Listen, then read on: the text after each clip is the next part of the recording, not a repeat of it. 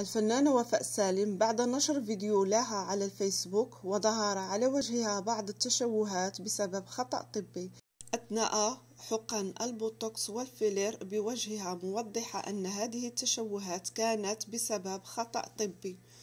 وقالت وفاء سالم خلال حوار لها على أحد البرامج التلفزية إنه في ناس كانوا مكسوفين يقولوا لي، وأصدقائي كانوا بيقولوا لي عندك خد غير خد التاني. وأكدت الفنانة وفاء سالم أنها وصلت لمرحلة أن معظم الأطباء قالوا إن هذه المنطقة منطقة أعصاب ولا يمكن عمل عملية بها، وعندما التقت مع طبيبها طلب منها إجراء أشعة ووجد صديدا في وجهها نتيجة الحقن القديمة. وكشفت وفاء سالم عن تعرضها خلال الفترة الماضية للابتزاز بسبب هذا التشوه، معلقة: أنا تعذبت فعلا.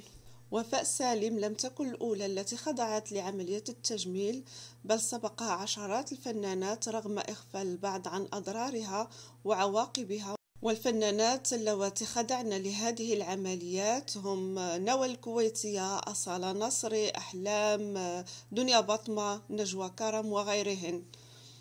هنا غنكون وصلت لنهاية الفيديو. كانت معكم قناة نسرين شو تيفي. إذا عجبكم الفيديو ما تنسوش تعملوا لي لايك واشتراك في القناة باش يوصلكم دائما الجديد، ومع السلامة.